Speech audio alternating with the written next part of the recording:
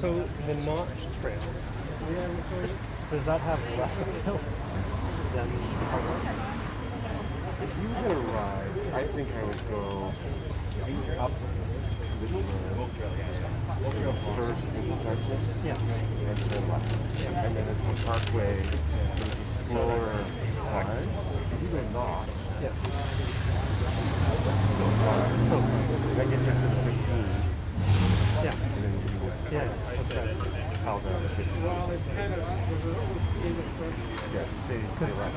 I did the first turn. And then that'll be up to the bike path and go back to the bike path. It's a little sketchy in the first 15 minutes.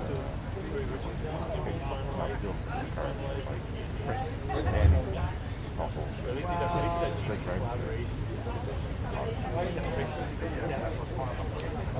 One day when I get a refresh. Actually, you do right actually going up to the east side. There's a back road. There is a back road. Back trail. But then you can ride from Spavor to Park at Wilson. And then ride all the way up. When I grow up and get a road bike.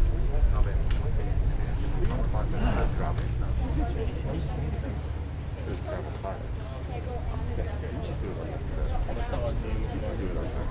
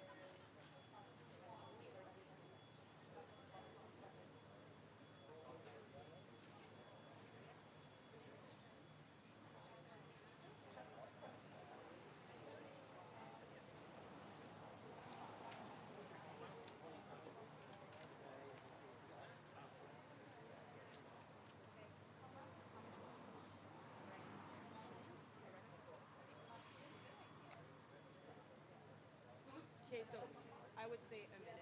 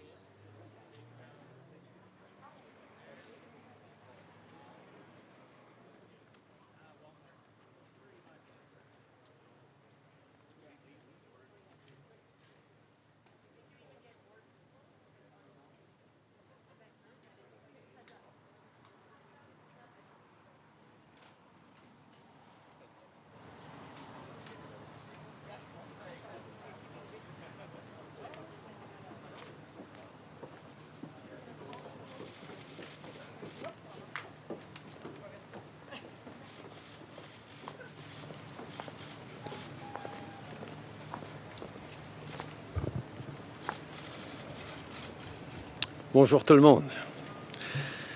Ce matin, je suis au café-resto Biscotti et compagnie à Chelsea, en Outaouais. Il y a quelques instants, j'ai eu la chance d'échanger He's avec la speaking now live, so let's listen in.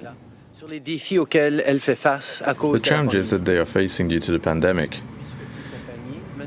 On top of Biscotti and Company, Manuela manages the Chelsea pub and the lofts of the village, hotel project opening later this year. It's clear that the restoration and tourism business are two sectors that were hardest hit by the crisis. And just like many entrepreneurs in the country, Manuela had to slow down his activity and bring many changes to continue serving the clients. At Biscotti and Company, they modified the menu to make to-go orders easier and implemented new protocols to protect their customers and employees. But buying PPEs and getting organized for deliveries on top of paying the bills, the food and the employees is expensive. Throughout the country, many people are living a similar experience.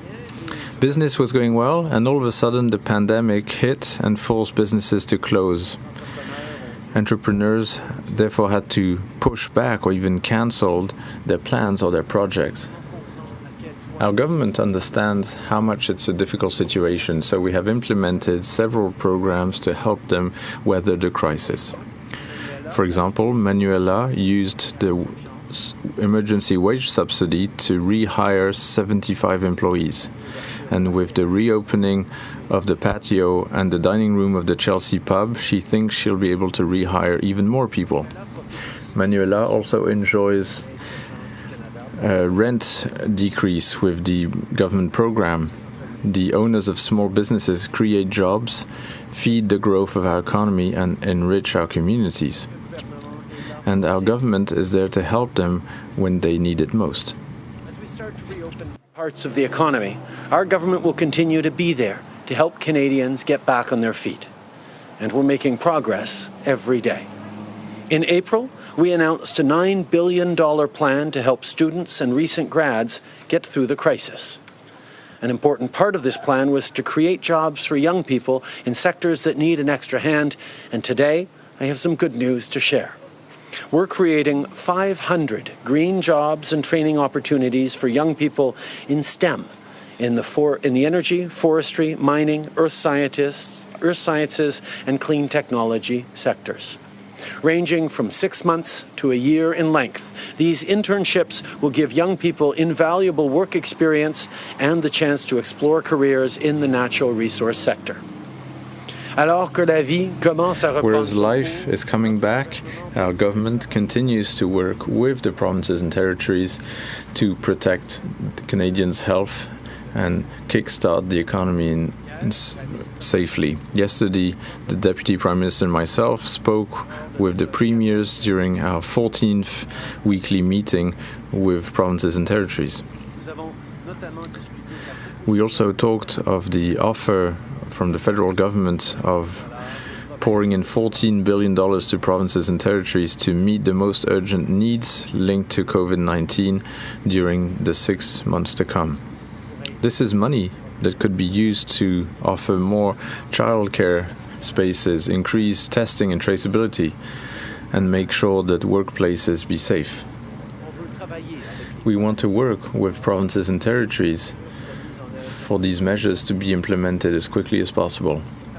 We also spoke of the mobile application that will inform users if they were exposed to COVID-19. As I mentioned yesterday, the application will be tested in Ontario first, but be made available everywhere in the country in the coming weeks. Last night, the First Ministers, the Deputy Prime Minister and I held our 14th weekly call. We talked about the government's proposal to provide $14 billion to address critical needs across the country over the coming 6 months. This is money that could be used to offer more childcare spaces, increase testing and contact tracing, and keep people safe on the job. We want to work with the provinces and territories to implement these measures as soon as possible and make sure we don't lose the progress we've made. We also talked about the upcoming launch of a new nationwide mobile app to provide notifications of exposure to COVID-19. As I mentioned yesterday, we will soon begin testing the app in Ontario, but it will be available to everyone across the country in the coming weeks. Canadians can count on our government to continue working with the provinces and territories to bring in the right measures to keep Canadians safe and healthy. I want to end today by reminding everyone that Sunday is Father's Day. This is always a special time to get together with family and enjoy the warm weather, two things we've been missing over the past few months. All provinces and territories have started loosening some restrictions that probably make it easier to celebrate with Dad this weekend. As you start making plans, please be sure to follow the public health guidelines for your region. This is the best way to keep you, your dad, and the whole family safe and have a great time on Sunday. And to all the dads out there, happy Father's Day. I would conclude this morning by reminding everyone that on Sunday is Father's Day. It is often the time to enjoy the nice weather with your family, two things that we missed dearly over the last few months. The good news is that all provinces and territories have started lifting some restrictions, and so many people will be able to celebrate this weekend with their dads. When you make plans, don't forget to respect the public health directives of your region. That's the best way to protect your health, that of your family. And to all the dads listening to us this morning, I wish you a happy Father's Day. And I'm now happy to move on to questions. Thank you very much, Prime Minister. We'll start the question period on the phone. Operator. Thank you. Merci. Première question, Mélanie Marquis, La Presse. À vous. Merci. Bonjour, Monsieur Trudeau. Hello, Mr. Trudeau. Michael Kovrig and Michael Spavor were officially charged in China. Have you expressed your discontent to the Chinese regime? What do we do now? Because this seems to be the beginning of a long legal process that is not always fair in China. Well, first of all, I'd like to underline that I fully support the two Michaels and express my support to the families that are experiencing difficult times today. It is clearly something that we are concerned about, and we are very disappointed by the step taken by China this morning. We continue insisting on the fact that we are disappointed by this arbitrary detention of these two Canadians that's been going for more than a year now. We will continue being directly invested with the Chinese government as well as working with our allies and partners throughout the world to underline how much it is important to send these two Michaels home. Of course, disappointed with the decision and the next step taken by the Chinese in the case of the two Michaels, and we offer all our support and sympathies to the families of Michael Kovrig and Michael Spavor, who are obviously living a difficult moment today, as they have been for well over a year with the arbitrary detention of two Canadian citizens. We have continued to express our disappointment with the Chinese decision, with the Chinese detention of these two Canadians. We will continue to advocate for their release, for their return to Canada, while highlighting, of course, that we have an independent judicial system that is going through its rigorous processes in a way that is separate from political interference. This is an important issue that we will keep working on, not with just directly with the Chinese government, but alongside our allies and friends around the world who are equally concerned with this arbitrary detention. En suivi, Mélanie? Oui, au-delà des mots, Follow par up. contre, Yes, beyond words, though, Mr. Trudeau, we understand we're disappointed, but you always presented their liberation as being a priority, and for now a year and a half, nothing has happened. Should we go further in actions and in the words of what is happening? For the last 5 years, our government has taken very seriously the situation in which too many Canadians find themselves throughout the world of being detained. And as a government, we have focused much more on consular assistance to Canadians in difficulty throughout the world. We have had several success stories over the years, and it happens by being firm publicly, yes, but also by working very strongly in the background to find out liberation strategies, to find ways of getting these Canadians home. And I can assure you that the work going on behind the scenes continues in a very active fashion. Over the past 5 years, Canadians have seen that as a government, we take very, very seriously the situation of Canadians in difficulty overseas.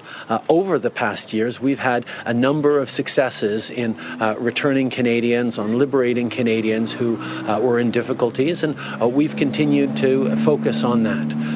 Obviously, on top of the public positioning that we're always very firm on, there is also plenty of action behind the scenes in very direct and firm ways that has resulted in positive outcomes in the past and continues to be ongoing in these cases and in other cases similar around the world.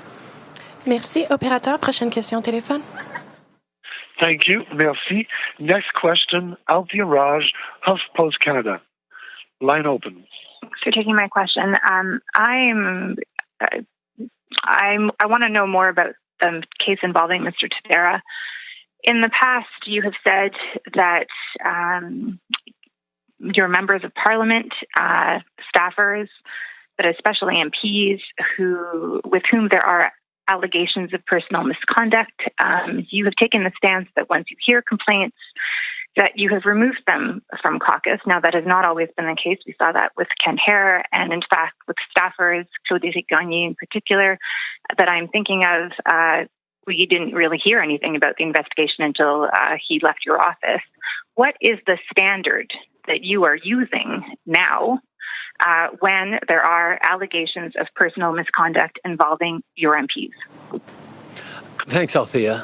As you know, as people know well, from the very beginning of my leadership in the Liberal Party, we've always taken very serious any allegations or reports of misconduct, and that is something that we have led the way on amongst political parties. We put in place rigorous processes, rigorous training, and rigorous procedures to follow in any case of complaints or allegations, and those steps are always followed. We bring in professionals to evaluate the case, to go through the processes in a responsible and rigorous way. We make sure that the conclusions are respected and followed. Any recommendations made are implemented.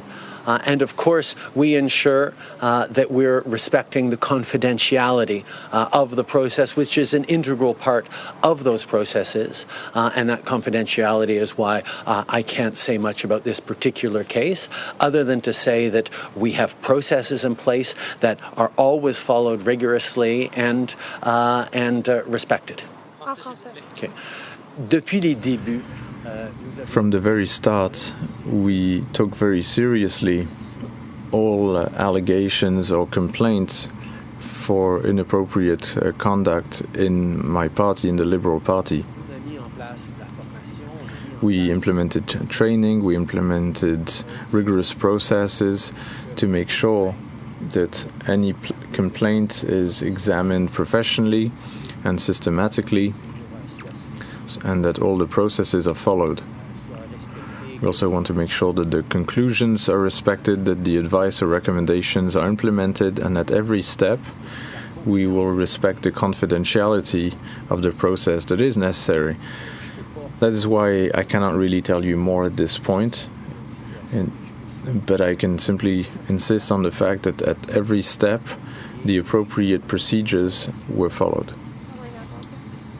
Well, perhaps you can tell us not about the particulars of this case, but about your involvement in it. Were you aware of the allegations against Mr. Tabera? If you were you comfortable? Why were you comfortable having him run under your party banner? And if you were not, do you regret that decision? Do you feel like you should be more involved and more made aware of these complaints? And are there any current internal, informal, third-party investigations involving any allegations with regards to any of your caucus members? As a matter of course, I am continually informed as leader of the Liberal Party of investigations of allegations of processes going forward and that have existed. We always ensure that there is a rigorous process in place whenever there are any sorts of allegations brought forward. We make sure that all the steps are followed, that the conclusions are adhered to, that the recommendations are fulfilled, and of course that confidentiality, which is so important in this situation and in all of these situations, is respected. That was the commitment that I've made to Canadians. It's the commitment all members of the Liberal Party make, and that we will continue to respect. Thank you, operator. We'll go to the last question on the phone. Thank you. Merci. Prochaine question, Lina. Next question, Lina Vid from Canadian Press. Hello, Mr. Trudeau. When it comes to these $14 billion that you want to get, so the provinces still don't want to have any conditions attached to it, and this morning they're asking you to attach less conditions, so which of the money should go to the cities? Where are you at with these kind of negotiations? Answer. It's continuing. It's ongoing. It's quite simple. We want to make sure that all across this country there's be enough PPEs for everybody, for businesses, for companies, for retail, for first-line workers. We want to make sure that there are daycare spaces with additional measures to make sure that we can protect children and workers and parents. We also want to make sure that municipalities not be forced to lay off workers because they don't have enough PPE. We want to make sure that there's enough screening, enough contact tracing. We want to make sure that equipment is there in every province. And we understand that this is extra spending for the provinces. So we want to make sure that we can help out the provinces with that extra spending. But of course, we expect that those elements that are absolutely essential for the economic recovery and our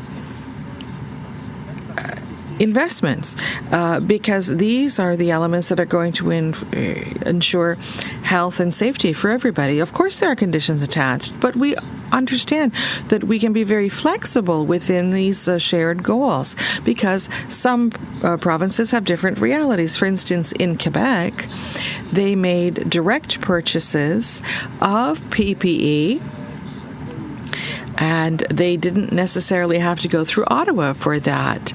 And therefore, since they took the initiative of buying their own PPE, we are reimbursing them rather than sending them masks if they don't need them.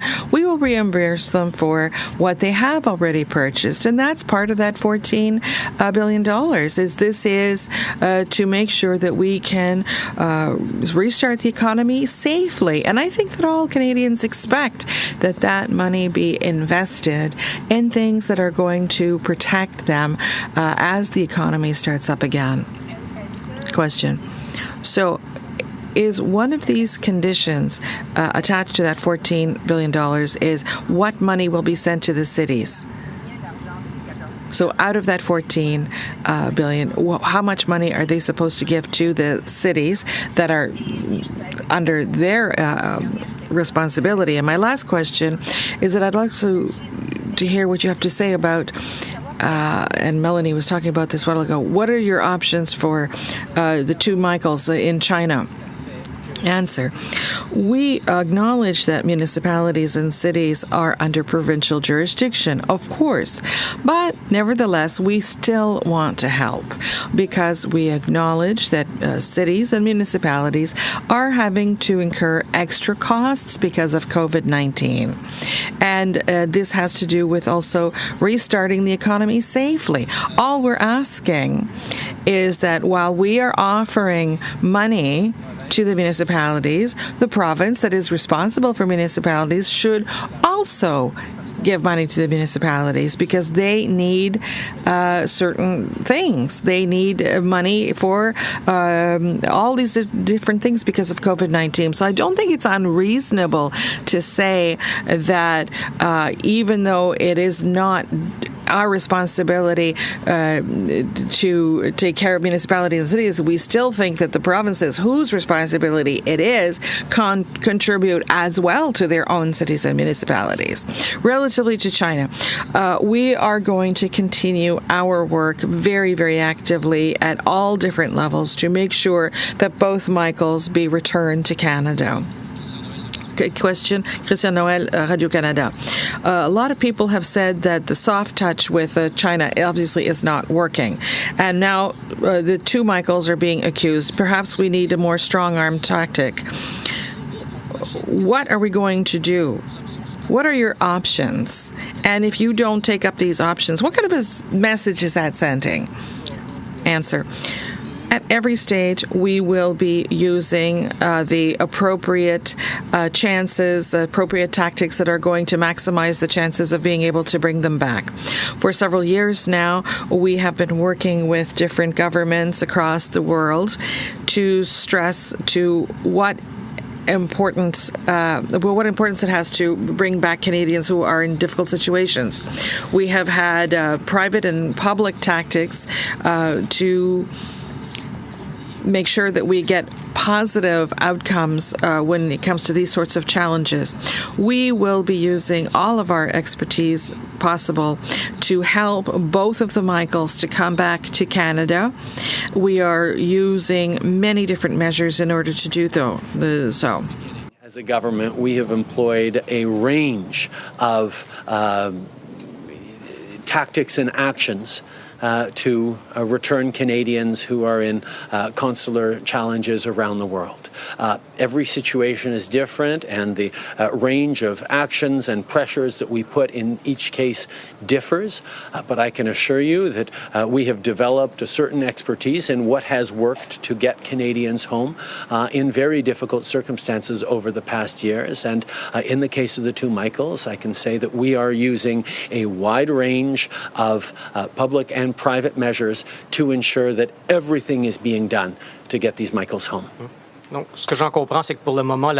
what I'm understanding here is that you're not thinking of using strong-arm tactics. These two Michaels, do you consider them to be hostages? Answer. Like I said, we are using an entire range of measures, public and private, so drawing conclusions about what we're doing or not doing are not quite aligned with reality. We're doing a lot to make sure that both Michaels have the possibility of coming back to Canada. We have said for a long time that it is unfortunate that China does not seem to understand that our judicial processes are independent of the government and completely free of any kind of government interference. And the situation of Madame Meg and the both Michaels are not related because we cannot intervene politically in our independent judiciary system. But we also understand that China doesn't work the same way that we do. So we do expect both Michaels are going to come back. But yes, but you didn't answer as to whether they're hostages or not. we have highlighted that there is an independent judicial system in the case of Madame Meng underway in Canada, and that we will not and must not and cannot interfere in the independence of our judiciary in this country. The Chinese authorities have directly linked the case of the two Michaels to the judicial proceedings against Ms. Meng, which is extremely disappointing because for us it is not, there obviously are no links except in politics on that. So we will continue to ask the Chinese and put pressure on the Chinese government to cease the arbitrary detention of these two Canadian citizens who are being held for no other reason than they are, the Chinese government is disappointed with the independent proceedings of the Canadian judiciary. We will continue to stand strong and firmly on the return of the two Michaels. Hi, Prime Minister. Tom Perry from CBC. On the case of Mr. Tabarra, I just want to be clear. So are you saying that you knew prior to the last election about the allegations against him? And if you did, why did you allow him to run? Could you explain that? Whenever there are allegations against members of the Liberal Party, part of the process is for the leader to be informed. At the same time, the process that kicks in is a rigorous process that has been established to ensure that every single allegation or complaint around misconduct is appropriately investigated, dealt with, that there are conclusions and next steps and recommendations that are fulfilled. In this case, as in all cases, those processes and those steps are taken. Part of that process, and this is the part that is always frustrating for media and for many people watching, is that confidentiality is an integral part of that process to protect the people coming forward. And in respecting the integrity of the process and the protocols and procedures in place, I will also need to respect the confidentiality of everyone involved in this case and cannot comment further, other than to emphasize, as I always have, that we take every single case extremely seriously, that we are always following the processes, that cases are different, and that obviously comes through in the various investigations and procedures, but that we, as a party, as an organization, continue to rigorously apply all the strong procedures in place that Canadians expect of us. Just to follow up, could you confirm then when did you know?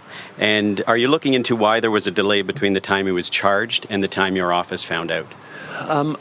Obviously, in regards to the police proceedings, we've all reflected on the fact that there is apparently a rule in the House of Commons standing orders that if a member of Parliament is arrested, the Speaker or the House needs to be officially informed.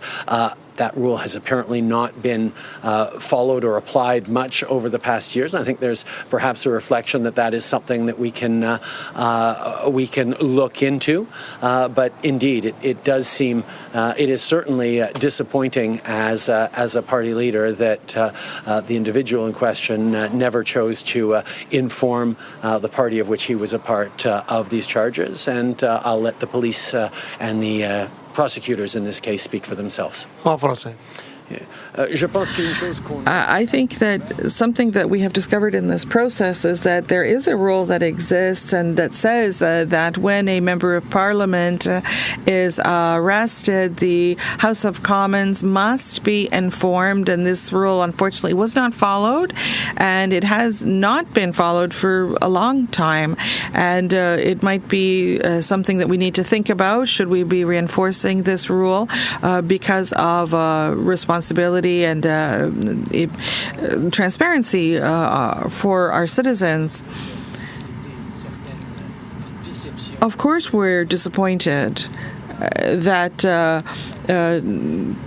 Mr. Tabarra did not choose to share with his party the difficulties that he was going through and the arrest in question. And and it is regrettable that nobody was informed, either the judiciary or the police, and I'll let them give their own explanation as to why. That has really thrived during the pandemic is grocery retail, in large part because workers have put their own health on the line to work in the caches and stocking shelves. We're learning now that major retailers, grocery chains like Loblaws and Metro, are canceling the small amount of extra pay that they were giving to those employees. And I'm wondering what your reaction was to that decision. As we've said from the beginning of this pandemic, the people who step up in the midst of the most serious times to ensure that Canadians can still put food on the table, that they get the deliveries they need, that shelves are stocked, that Canadians continue to be safe and fed, are heroes of this pandemic, every bit as much as our frontline health workers and emergency responders. We need to make sure that people who've stepped up to help Canadians, often at question of their own health and safety, are continued to be supported and respected. And that's why we will continue to exhort and expect that people who've stepped up during this time be properly supported and paid for it. I have said since the beginning of this pandemic, and it's not just our professionals, our health professionals, but all of those who work in retail and groceries, who've been delivering food, who've been stocking shelves, and who have made sure that life just can continue for millions of Canadians. They too are heroes. They too have risked their own health and well-being to serve their communities, and we must recognize their work, and they need to be compensated adequately. Canadian Press, I wanted to ask you about the $14 billion just one more time. Can you explain what the holdup is on getting this money to the provinces and what you're willing to put on the table to make sure that money starts to flow? We have proposed $14 billion to ensure that every Canadian right across the country feels that there is a safe restart going on around them and that they are properly supported. That means things like ensuring adequate supplies of personal protective equipment, both in businesses and in the regions, in the provinces. It means understanding that childcare, which is going to be so important as people go back to work, particularly with fewer summer camps and possible disruptions in schools as well, that people can have places to send their kids where they're safe. Well, childcare is going to require more spaces, more rooms, more space, different modifications, which will cost more money. So we want to be there to help that. We recognize municipalities are taking on extra expenses to offer the same reliable services needed, whether it's in community centres or day camps or frontline supporters. These are the things that actually matter to a safe restart. And we want to make sure that every province and territory across the country is able to offer a level of protection to all Canadians that is essential not just for the health side of things, but for the restart of the economy. So we put forward $14 billion on offer to provinces to help them with those specific things. We know that there's... Great to be out in the country. We know that there is a range of needs across the country of provinces in different situations, which was why we've put forward flexibility. But at the same time, we expect the money that is allocated to go to help municipalities, which are in need right across the country, actually goes to help municipalities and be matched by investments from the provinces and territories as well. We expect that money that is there to ensure adequate supplies of PPE or adequate testing capacity be used for adequate supplies of PPE or testing capacity. So the flexibility is on how their needs are going to be met. But we are fully expecting that the money we put forward for these things be spent on these things, and that's what Canadians expect. On that, the discussions and negotiations are continuing, but I'm very hopeful that we're going to be able to start bringing forward some good news for certain areas very soon. Hello, Hunter Cresswell at the Lowdown News. We're here in Chelsea, across the street from NCC's Gatineau Park. What work is being done to settle the tax dispute between the municipality and the NCC? I know this is an issue that has been ongoing for a long time, and I'm certain that the appropriate authorities are engaging in ways to resolve it in the right way. Merci beaucoup. C'est ce qui m'a fait la conférence de presse aujourd'hui. This ends our press conference today. Thank you very much, everybody. Hello again, I'm Marc-Andre Cossette, and you've been listening to Prime